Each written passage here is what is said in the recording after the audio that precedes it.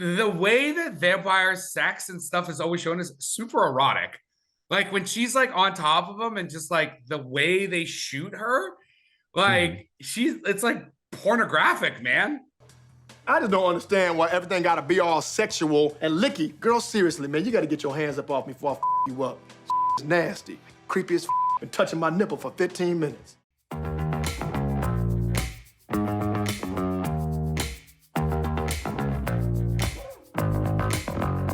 Well, it's been an episode since I screwed up pronunciation on names as I'm about to do on this one. Because good old Chris wants to do another fucking foreign film. Because we're talking movies, we're talking El Conde, starring Jamie Vidal, Gloria Munchmeyer, and Alfredo Castro.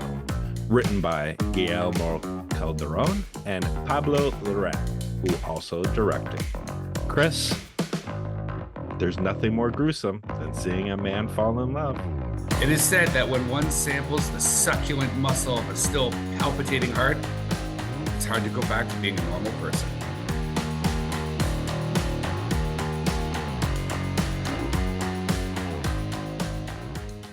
Hey, everybody, and welcome to this week's episode of How'd You Like That Movie? We are recording this episode without our producer, so if it's awful, that's what happens when you let your producer have a vacation. We are going to be talking about the 2023 film El Conde, or The Count. One, two, three, And Scott, I believe they call them international films now, not foreign films. But anyway, take it away. As if you tried to be politically fucking correct. Anyways, yeah, so before I get into it, I'm gonna do my crystal ball again, and I'm gonna take a guess, and I'm gonna say that I'm seeing this being nominated for some Academy Awards. I mean, that's if it gets in, right? Because for the international category, each country will submit their films, and then I think the short list comes out mid-December, and we'll go from there. But yeah, if I mean, I can't expect Chile not submitting this film. I mean, I'm not well versed in Chilean film releases. This does have it's on Netflix. It's a pretty big director, so yeah, I would say that this will be their submission. So in terms of that, I'm just gonna say this. If you're gonna do Dracula's version of Arrested Development, fucking make it good. Like, this movie was a fucking slog to for me to watch. Like, I was bored. Boring. And halfway through this film, it doesn't even follow its own rules.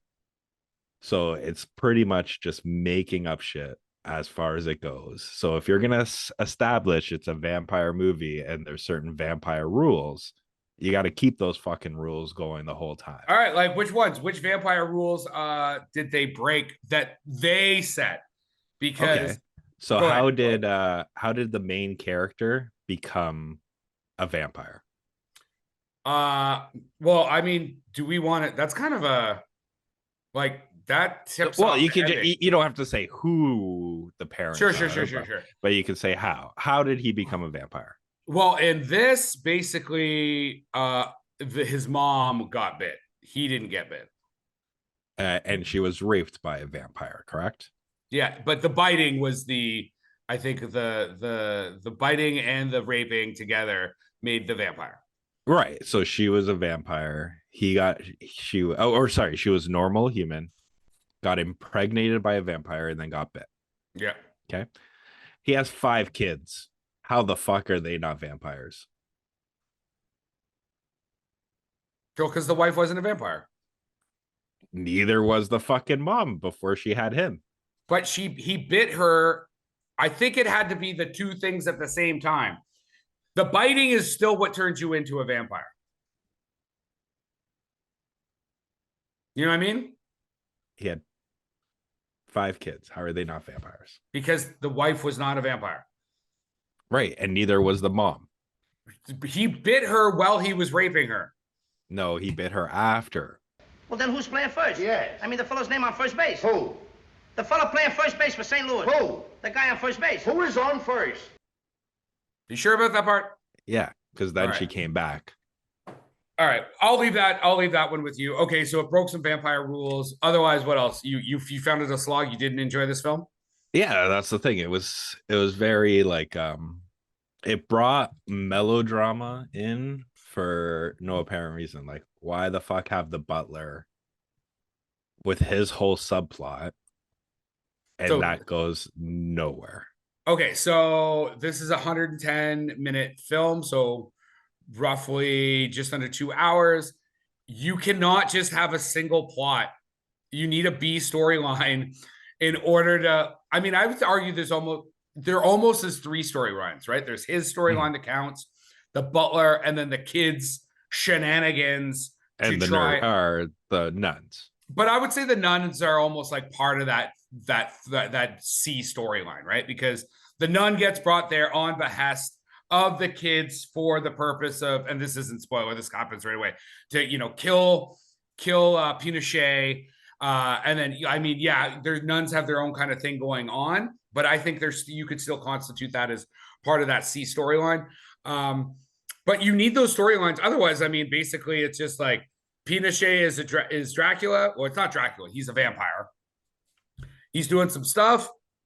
Movie ends, right? Like there's no substance to the movie, and well, I mean, the substance would be 30 minutes long, right? So the melodrama is brought in to create a story. Otherwise, there's not really much of a story there. Right. But what I'm saying is, like with the butler's subplot, there's really there's no point for it because his subplot ends where technically it begins.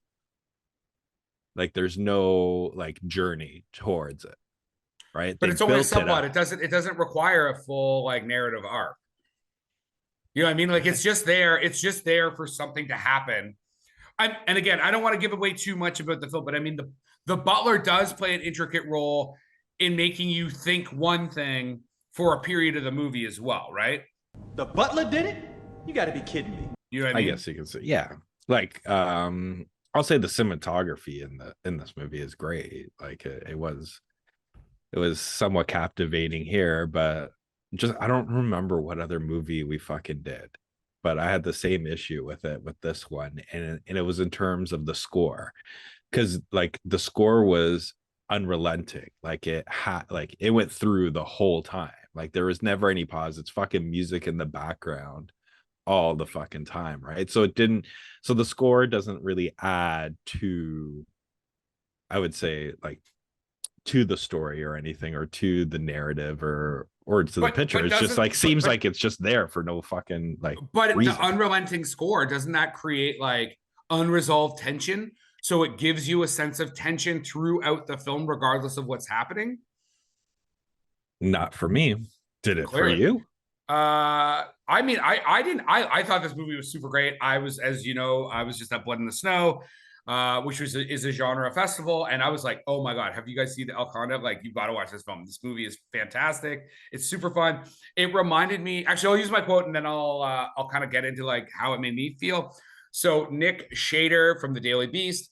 The film plays like a cross between a horror movie, Succession, and The Death of Stalin, with its characters' immortality, self-interest, and ruthlessness only matched by their idiocy.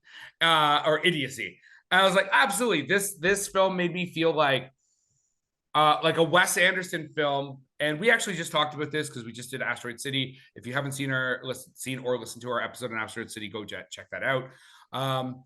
When Wes Anderson was still doing stuff like Life Aquatic or Royal Tenenbaums, where there was like a kooky story, but there was a narrative story there. Now it's very like self-gratifying. He kind of is in his David Lynch phase of just like, I'm going to put shit on screen. This is how I felt about this film, is that it has this kooky elements, amazing cinematography, this crazy story that Pinochet who is obviously the dictator, like 17-year dictator of Chile. I mean, depending on who you're talking to, they'll say that he's a dictator. Others will say like he was the president. He moved back and forth between those roles. The reality, though, is that he is a vampire from like the French Revolution times. Yeah. And there is also, I love the twist at the end that I'm not even going to touch on, but like this idea that some of these politicians through our lives are actually just like the undead roaming the earth. And I thought it was very well shot. I thought it was kooky. I thought it was fun. It is a really interesting take on a very serious subject matter. The director, Pablo Larraínn, he's multiple Oscar nominated director. Spencer, Jackie, Neruda, which is obviously he's Chilean. Did you ever watch a film called Crystal Fairy and the Magical Cactus with John Sierra there? What's his name there from Superbad? Michael Sierra? Cena, or it's Sierra, or I don't know how to say his last name. Sarah, man. Yeah. Did you ever see that one? No, I don't. Not that name does not sound okay. So familiar. it's a crazy. When I saw that was the same director, I'm like, oh, okay, I get where he gets his offbeatness from. So Crystal Fairy and the Magical Cactus, Sierra plays like a total prick, sort of like, what is it, The End of the World or whatever? What's the one where it's like all of them at the end of the world? There's like all the character people from Superbad are in it. Do you know what film I'm talking about? Everybody listen up. Who took my fucking cell phone, man? Yeah, isn't it? The Seth Rogen. End of Times. Whatever. Yeah, that film. So in that film, he plays off character by playing kind of a prick. He also does so in Crystal Fairy and the Magical Cactus. He basically plays. This is the end. Sorry. This is the end. Yeah. In Crystal Fairy and the Magical Cactus, he basically plays like an American who's down in Chile to find this like psychotropic cactus, and so he's doing like coke, and he's just being a douchebag American, and it's fantastic. It's so fun, and again, I love seeing him play against character. But the same director also did another film called El Club. He basically does a lot of stuff about Chile or the dictatorship that existed there. So this was like I'd love to know how there's like not a ton of English information on this film.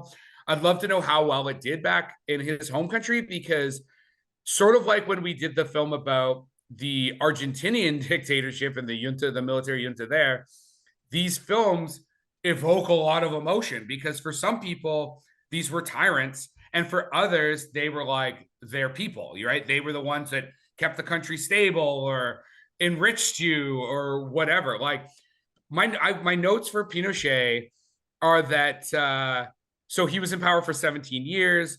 He may have executed anywhere between 1,200 and 3,200 people. He interned 80,000 people and tortured thousands, right? And the guy still lived to be 91, died in 2006. He was under house arrest at the time. But like, just like this movie points out, like embezzling money, torturing people, and even the droll way that like the nun basically does exposition for the audience, right? Like, oh, you guys did this. Oh, you gave this company, the state-owned company, to your son or whatever. It was just such a clever way to talk about this piece of history. And again, it's beautifully shot, crazy acting. Like, oh, it was so good. I've thoroughly enjoyed this film. Okay, that makes, again, one of us. But yeah, I don't know. Do you get my whole Wes Anderson statement though? Like, it is. Well, that's the thing. Like, if like I said, like to me, this was the Dracula version of Arrested Development. Like, literally, all they needed was like, or any which kind of actually like has sitcom. like Michael Cera in it in Arrested Development. So if you would have thrown him in here, boom, and caw. All right, because he had the imbecile children. He had the one that was super like dumb, the mama boy. Like you had pretty much each one related to who I identified with Arrested Development. But yeah, like all you needed was like the single shot, like them fucking documentary, like The Office, talking about what the fuck just happened. Like when they're talking about the financial numbers, they could have just cut to the guy talking to the camera and just been like, yeah, I didn't do anything to that company and I sold it for $6 million, right? I didn't do fucking shit. And I don't know like what the big fruit in Chile is, because they could have had that as a banana stand. Yeah, like who knows? But yeah, I just thought it was like, I don't know. I just thought it was boring. Would you have liked it if it was shorter, like 90 minutes? Like, did you feel it had a pacing I don't problem, know. maybe? Like, I think like if you got to that, like the third act, once everything like is starting to unwind, like, or resolve itself, like I started to enjoy, right? Like when you brought in that, when they brought in that surprise person, Yes. right? Like, and that's like when the thing. you find out who the narrator is? Yeah, like, but when I saw the person like flying, right, at first I thought it was his wife, right? Because it was black and white. They looked similar in terms of their hairstyles and everything like that. And then I'm like, oh, so maybe the butler did bite her. But Bitten by the butler. but yeah, but then it just gets like, but before that, it's just like, okay, here, like when they introduce the nun, right? It's like, she's super devout, whatever, but she just wants to fuck the vampire. Like you can tell that right from the beginning that she just wants to get fucked by the vampire, right? And then when that happens, you're just like, oh. Is it okay? And is it just me, or and I'm not even a huge like vampire horror person. The way that vampire sex and stuff is always shown is super erotic. Like when she's like on top of him and just like the way they shoot her, like it's like pornographic, man. I just don't understand why everything gotta be all sexual and licky. Girl, seriously, man, you gotta get your hands up off me before I you up. It's nasty. Creepy as been touching my nipple for 15 minutes. Yeah, but and I guess the fact that she's a nun, that makes it almost more pornographic, right? So, well, because she was wearing the outfit. Yeah, the white outfit, and she's wearing the white one, the white habit. But yeah, man, that was the thing. I thought, like, I don't know if this,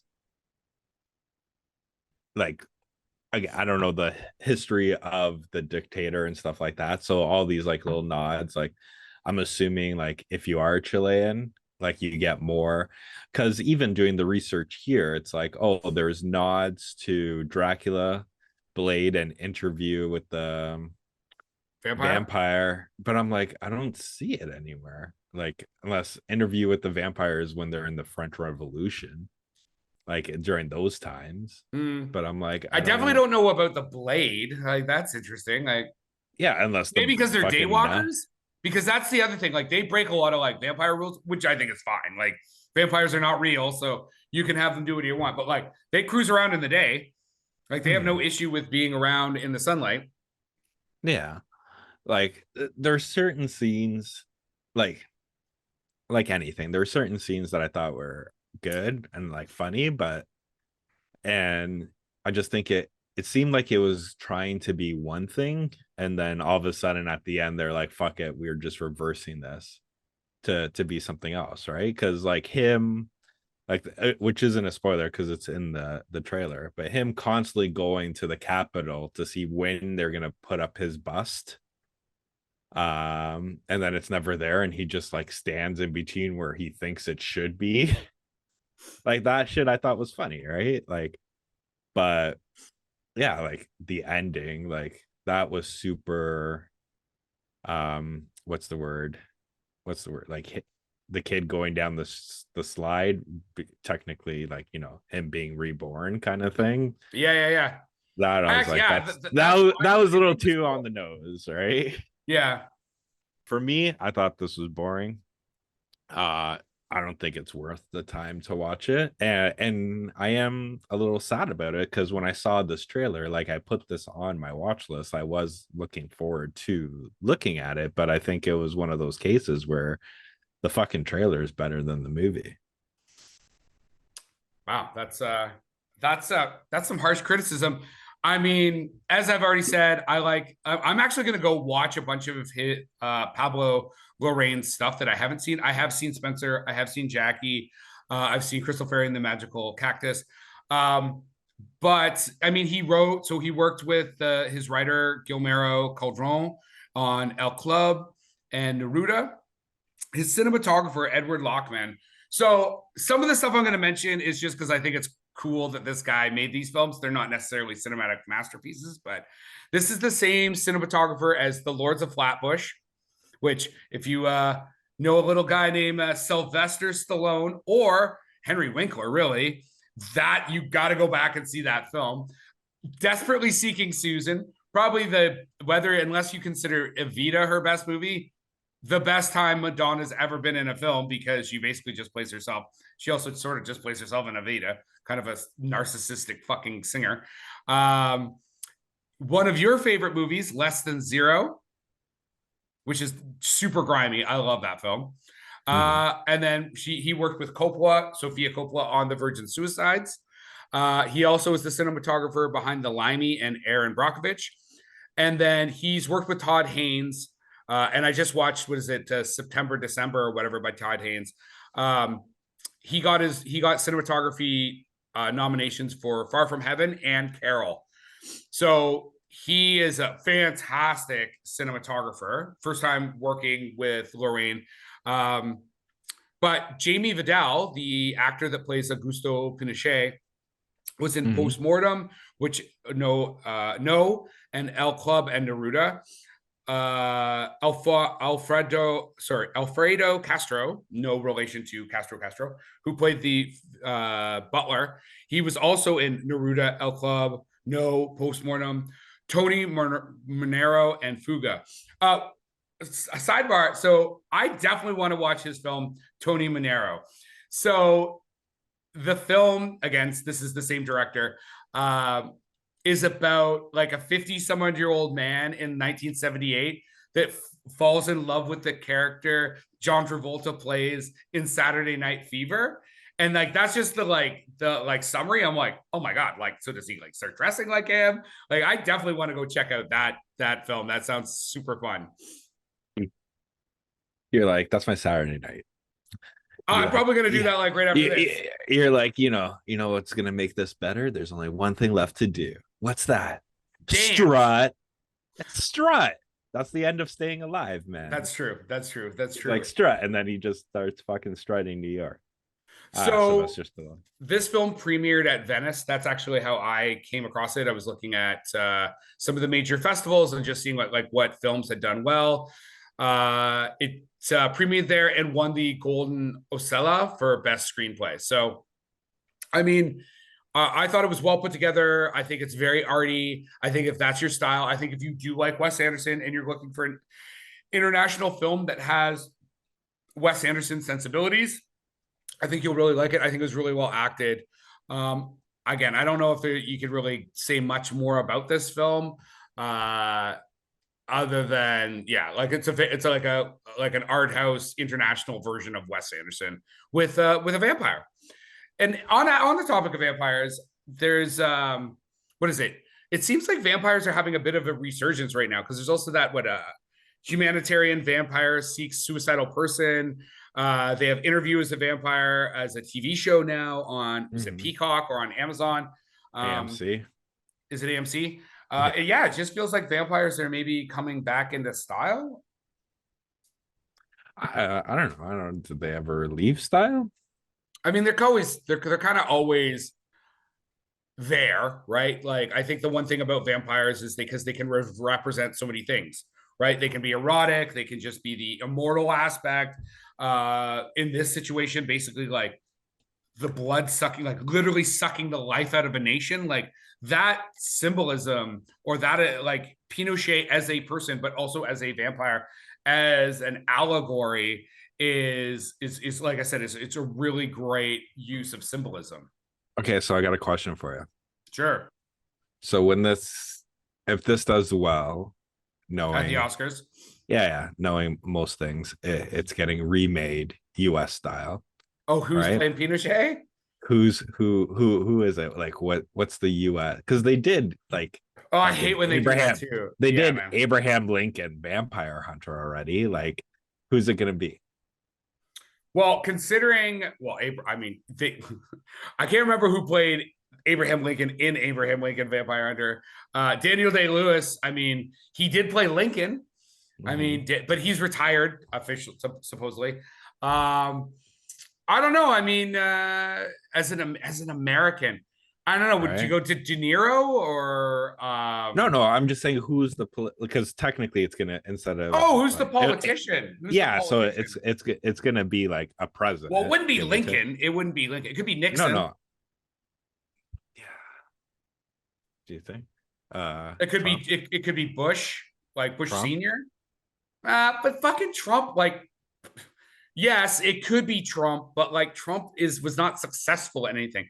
I think it would have to be someone from deeper in America, the United States, historical past. Like I said, I think Nixon would be someone that would be on the Oh fuck, no, it'd be Reagan. It would be fucking Reagan. It would be the same who was in power with Pinochet. You know what I mean? Yeah, I don't know how I missed Reagan there. Okay, there you go. That's our trivia for the day there. And just before we leave, it has a 82% from the critics, 67 from the audience. And I do wonder how much of that is people were sort of like you. You were like, oh, cool, like vampire movie on Netflix. What the fuck did I just watch? You know what I mean? Like I said, man, to me, a lot of it didn't seem like they kept their own rules going. And it's just... it was just a slog, right? Like, at what point, like, if you're presenting this as a fucking movie about a vampire who wants to commit suicide, who wants to die, and at no point you're actually watching him actually want to die, it's just like a big trick. You're like, what's the point of this? What was the point? And that is our wrap for the day. Please like and subscribe to this podcast. Tell your friends. If you want to get a hold of us, reach us at the www.howdyoulikethatmovie.com.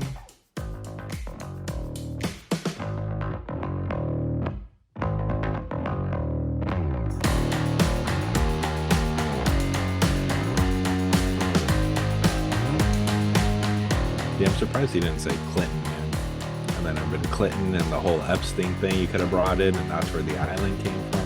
I mean, if you think about it, like, I think most American presidents could probably suit. I mean, you could go really off base and go Obama, right? Throw that in there, or Jimmy Carter. And what? Who's the one that just died? Didn't one of them just died at 100 years old? Yeah, wasn't that the one that did Habitat for Humanity and stuff like that? Yeah, isn't that Carter? Isn't that Jimmy Carter?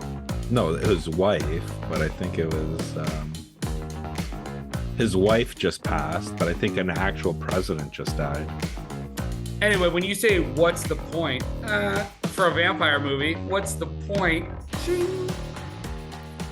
Production by Rod Shaver, Vader Monkey Productions.